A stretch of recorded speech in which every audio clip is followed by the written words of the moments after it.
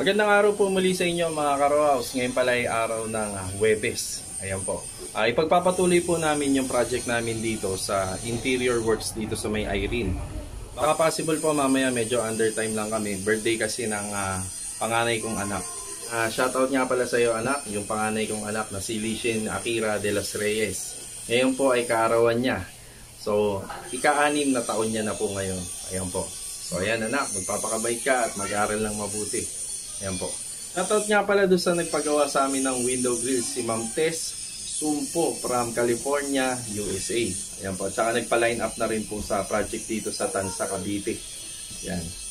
Bali mamaya nga pala, titingnan ko na rin po pala yung isang client namin na taga dito rin po sa phase 2. Titingnan ko rin po yung unit niya para may update ko siya. Matagal niya na po daw yung hindi nakikita. Bali, titingnan natin, bibidyohan natin para makita niya po kung anong tsura yung unit na kinuha niya. Siguro last 2 years niya pa po yun nakuha. Kung nga rin po pala yung may-ari doon sa may overall tiles, pinakancel ko po muna yung pag-deliver. So bali papadeliver ko po yung bukas kasi may hirapan po ako magkasabay-sabay po yung delivery. So at least po maproseso po namin po yun ng maayos at wala pong maging sagabal. So bali bukas po yung delivery nun. Ayan. So intro po muna tayo.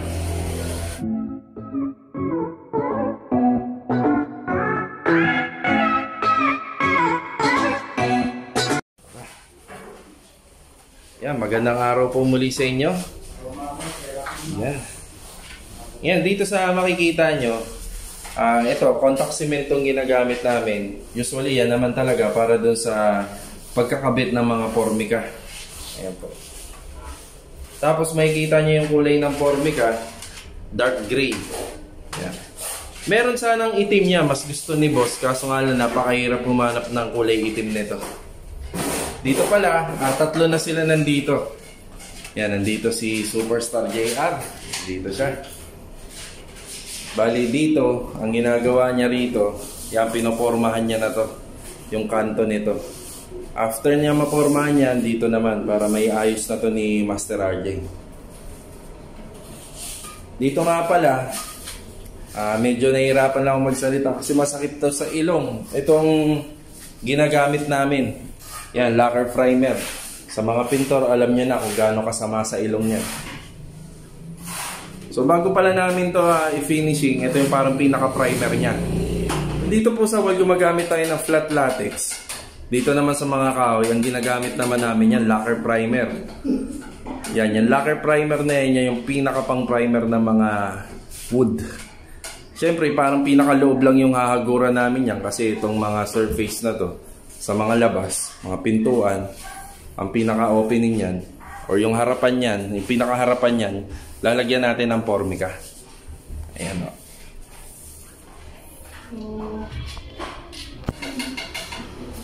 So, doon naman tayo kila Master Jojo pupunta. Doon naman tayo magbibigay ng update. Yan, bali dito naman tayo magbibigay ng update kila Master Jojo. So, ito pala yung mga natapos nila kahapon. Yan, yung mga palitada dyan. Yan, kabit sila ng tiles. Tapos dito naman, 2 lang po silang nakapwesto rito. So, framing muna sila ng kisame. Ayan. Framing na sila ng kisame rito. Kaya nga rin pala ako pumunta rito. Gawa ng, i-estimate ko kung ilan yung 1x2 na bakal pa na magagamit dito. Kasi, nakalimutan nating orderin. So, hindi yun naisama sa order dito. Bali nga pala yung may-ari, gusto niya magpalagay din ng exhaust fan sa CR. So, bali 2 exhaust fan to. Isa dyan sa may kisame rito. Tsaka dito sa isa, sa CR. So, ito na nga pala yung mga magagamit namin para sa mga ceiling. Sa mga metal paring pala mga ka-Rohouse, ang ginagamit namin Jayamax, matigas. Yan. Mas maganda matigas, hindi mo talaga to may ipit. Ng kamay mo lang, ng basta-basta. Tapos sa kisame na ginagamit namin, 316. Yan, para hindi masyadong mabigat. Pero pwede na yan pang kisame rito. So yan, bali tapos na kami rito mag-estimate dito. So nga pala, ang suggest namin dito, dahil lilipat tong pintuan, hindi na pwede na doorknob. So tatanggalin na namin to kasi magbabanggaan to dun sa gagawin naming grills. Tapos, bali ito kasi nakalitaw. Ang kailangan na ilagay namin dyan, ito, isasuggest ko sa may-ari, dapat ganito. Deadbolt, kahit single lang. Yan. Tapos bali ang pinaka-suggestion na lang namin dito, dito lalagyan po ng canopy. So kahit made of grills na lang yan, tapos polycarbonate. So yan, meron kasing matitirang polycarbonate doon para hindi na bumili si sir. Tapos dito naman, ayan, dapat kasi dyan ang ilalagay gauge 16. Medyo mahal yun, kaperanggot lang naman yung magagamit. So bali canopy na lang ang ilalagay rito. Lagay kami rito since na wala naman siya talagang, since hindi naman makakasagabal talaga yun dito. Problema nga lang, bawal din yun, violation. Pagdating naman dito, pag umaanggi yung ulan, bandang gitna ng pinto, pag nagpa-overall tiles installation siya, balak namin dito, medyo nakaslide. Para pag yung umanggi yung ulan dun sa pinto, tapos bumagsak, magpo-flow na lang dito palabas, hindi na papasok sa loob ng bahay niya. Yan. Yan, update muna tayo rito bago magtanghali. Ito na po yung mga nagagawa namin dito. Tapos ito. Pasok naman tayo rito sa loob. Ito nga palang inassemble ni Master RJ na to. Ito yung ilalagay namin dito sa may lavatory. So may hanging cabinet doon. Tapos ipapatong namin yung basin sink dito. Yan. Tapos dito, ito, na-install na ni Master RJ dito yung isang Formica dito sa side na to. Yan, naka-Formica po to. Check naman natin yung nagawa ni JR dito. Ayan. So, bali rito, yung kanto nito, nabuhay na po niya. Yan, buhay na po yan. Tapos dito, masilya tayo ng mga overhead cabinet. Yan po yun, mga polytop, body filler, po yung ginamit. So dito possible pag natuyo, ito na may mga mamasilyahan. Ito yung medyo mas marami yung gagamitin dito na pangmasilya. Medyo malaki kasi ito. Yan, tanghali na naman. Okay. Update tayo dito sa ginagawa nila. Ito na pala yung sa edging. Ayan. So tayo na sa edging ng Formica. Dito po yun ilalagay. Ayan. Yan, si JR dito. Dito naman siya nag-apply ng body filler dito sa cabinet. Dito sa built-in cabinet na to. Yan, nag-apply siya dyan ng polytop. Tapos dito nga pala, yung sa mga overhead cabinet, ayan, nakamasilya na rin po yan ng polytop. Tapos na-install na nga rin pala ni Master RJ ito. Yung sa basin natin. So ito na po siya, nakahang po siya dyan. Tapos yung makikita nyo, kailangan talaga to medyo makikita or kailangan na may maintenance. Kaya may allowance po siya dyan. Kasi mahalagang part yan. Catch basing po kasi yan. Yan. Ito po yung sample ng drawer na naka-Formica. Ayan. Tapos nakabit na rin po yung kanyang mga handle.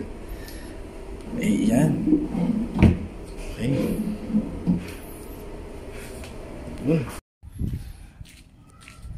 So bibigay tayo ng update. Ayan.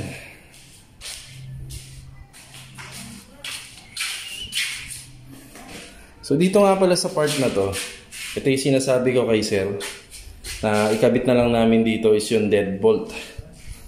Ayan. Ayan. So ayan, nakakabit na po yung pintuan dito. Tapos yun nga pala, yung mga cylindrical dito, mga nandito, kinat na lang po namin yan. Yan yung nilipat namin rito. Update naman tayo dito sa ceiling. Ayan, naka-ceiling na po siya. Yung exhaust pa nakakabit na, yung ilaw, tsaka yung 4 na pin light. Bali yung kornisa na lang po nito, baka ikabit namin bukas. Yun. Yung ilaw, exhaust fan, gumagana na po. Meron nga pala sa amin nagpa-extra magpagawa ng window grills. Ayan. Shoutout nga pala kay Ma'am Tess Sumpo from California. Ayan po. So ito ay ikakabit namin sa may bandang Block 28 Lot 4 Phase 2 ng Lumina dito subdivision. Dito rin sa amin. So ito yung kanyang design. Tapos possible may kabit po namin yan mamaya. Yan. Ito nga pala yung update sa mga ginagawa namin dito. Balita ko yung may-ari, bibisita siya rito bukas. Bali Friday po yun. So yan, kompleto po kami dito ngayon. Ayan. Tapos ito yung kanyang kulay black sa loob. Ito yung gusto ni sir. So yung loob ng kanyang overhead cabinet saka yung mga cabinet kulay itim. Yan ang gusto niya. Yan. Yan. Ito, nililinis na po ito. Nililiha. Tapos pipinturahan na rin na.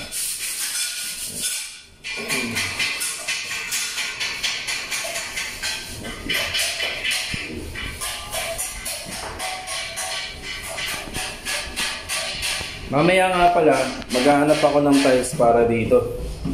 So lalagyan namin muna ng tiles to bago namin may kabit. Nga pala yung mga fittings niya. Ayan.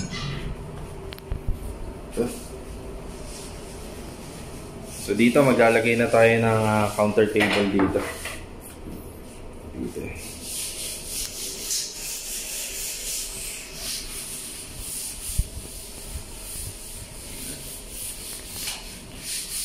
Bali, ang gusto nga pala ni sir, okay na sa kanya yung sliding door ng kanyang cabinet pero kahoy lang yung gagamitin. Dati na i-suggest ko sa kanya, pagawa na lang namin sana sa paggawaan ng aluminum, kaso nga lang medyo gagastos pa siya. So bali kahapon, bumili pala ako nito pero mali yung naibili ko. Tapos kanina palang umaga, sinama ko si Master RJ. Bumunta kami sa bilihan ng aluminum. Tama naman to nabili ko. Itong plastic roller na to. Pero yung dito, yung parang pinaka bracket niya, mali yung nabili ko, kaya kanina, bandang alas 8, lumabas kami, bumili kami nito. So ito na yung gagamitin namin railing para sa cabinet niya. Bali, binili pala namin kanina, dito namin yung ilalagay. Yun yung magiging silbing railing niya para sa sliding door na ilalagay namin dito. Yung sliding door pala na gagamitin namin dito, gawa rin po yun sa plywood. Parang ganito rin po yun. Maglalagay rin kami dito. Yan. Bali, yung may-ari nga pala, gusto niya, stainless yung ilagay namin doon sa gitna ng kanyang fence area. Ito nga pala itong stainless na to, ito yung magsisilbi po parang pinaka kulungan ng aso. So dito po namin yung banda ilalagay. Yan, bali dito sa gitna ng fence area, dito po namin yan ikakabit. Saka rito. Yan. Ito po yung magiging part ng kulungan ng aso. Ayan. Ayan, magandang umaga po, Ma'am Chen. So, nandito na tayo sa inyong street na nakuha sa Luminatansa. Ayan. So, ang street po is Bolinao to Dakak. Yan po. Siya po ay nakalocate dito sa Phase 2, Block 46, Lot 2324. Napakaganda po nung unit na nakuha niya. Kasi yung unit na nakuha niya, wala po siyang kapitbahay. Tapos pareha pong may corner lot. No, napakaganda po nito. Isa po to sa mga gusto kong unit na wala kang masyadong katabing row house, wala kang masyadong kahilera. So from dito, nakikita ko po rito, nasa 2 metro po to. Itong corner lot mo rito. Punta naman po tayo rito banda.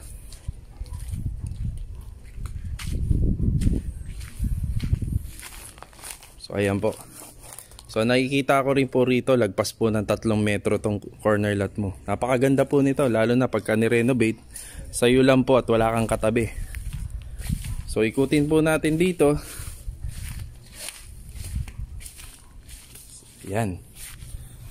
So yun, inabot natin na bukas, papasukin na po natin. Okay.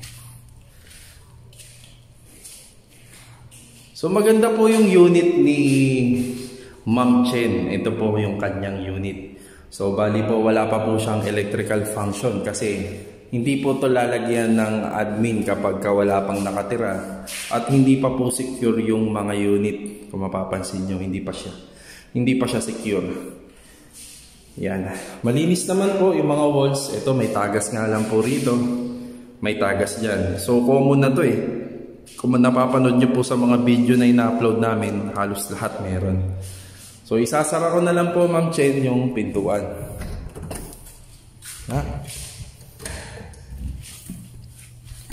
So wala po palang electrical function sa loob kasi walang pagsasaksakan, wala siyang outlets. Kaya naman po namin gawan ng paraan mas na mag-i-install tayo ng window grills.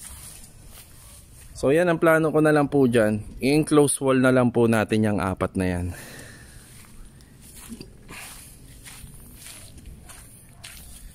Dito naman po tayo. May sarado po. Ayan, pero may metro ka naman. Yan, pwede na po tayong kumuha ng supply dyan dahil may metro ka. Yun, merong aso papalapit sa atin. Ang buntis. Ay nako, dapat nakatali yung aso na yan. Yan lang po, Ma'am Chen. Maraming salamat po. Ayan. So dito nga pala, pinapinturahan na rin po pala ni Ogie yung isang window grills na ikakabit namin sa may fence area ng isang Irene row house. So yan, lagi namin sinasabi sa inyo, pag pinipinturahan po to, yung likuran lang. Tapos iuhuli na namin po yung harapan. Kasi kapag kinabit po natin ito sa may harapan, hindi na po natin niya mapipinturahan yung likuran dahil may mga jalousie. Tsaka tapos, syempre, nakaharang po to. Kaya ginagawa namin, pinipinturahan po muna namin. Ayan. Kailangan natin ng walis para makapaglinis.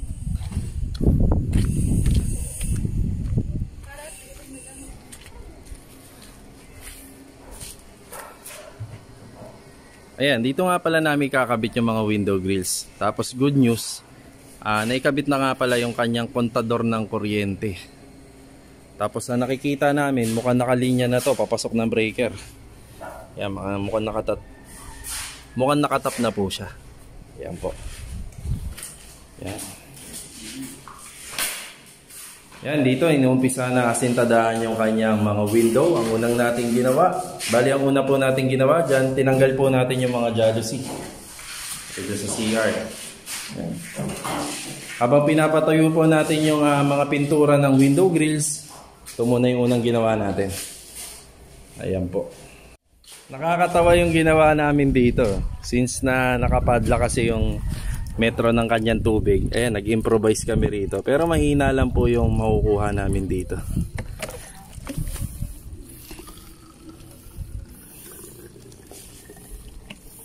Tapos nakita kaming mga basyo ng bottled water dito.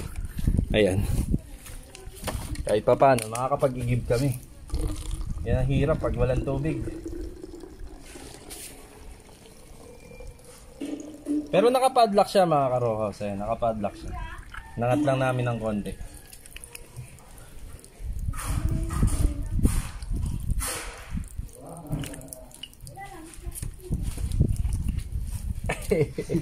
Salin-salin. Salin-salin lang. Tapos yung mga nasasalin niya namin, isasalin naman namin doon sa balde. Nakalimutan ko kasing kunin sa may-ari yung susi nitong tubig. Susi kasi ito. Tapos ito, ditanggal nga lang pala. Okay na. Yan. Pwede na. Pwede na muna yan. Okay. Okay.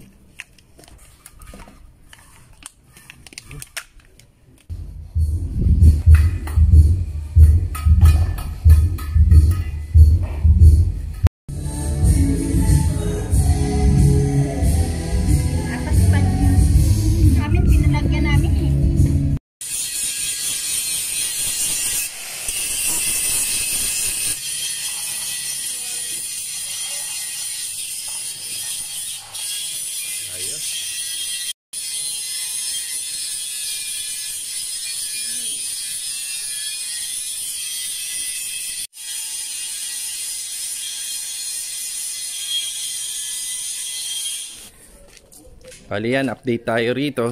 After break time, ayan, nagkakabit na nga pala kami ng window grills. So ito yung window grills nila Ma'am Tess Sumpo. Ayan po. Dito nga pala, naglinis na rin kami kasi medyo maalikabok. Tapos, ito na nga pala yung kanyang inasintadahan tapos nilagyan ng plastering. Rough plastering po yan. So yan, enclosed wall po dito sa loob. Yan, enclosed wall din po dito sa loob din ng CR.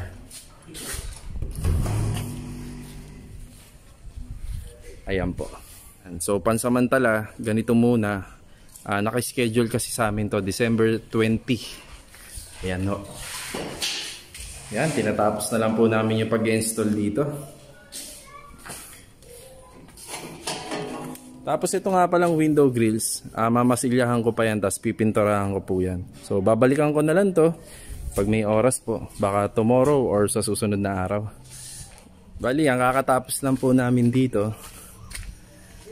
Ayan po.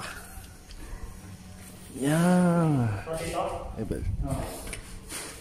May kabit na nga po pala nila tong double lock. Ayan po. So iniwanan na po muna namin to na ganito. Nakita na lang po sa December 20. Yan o.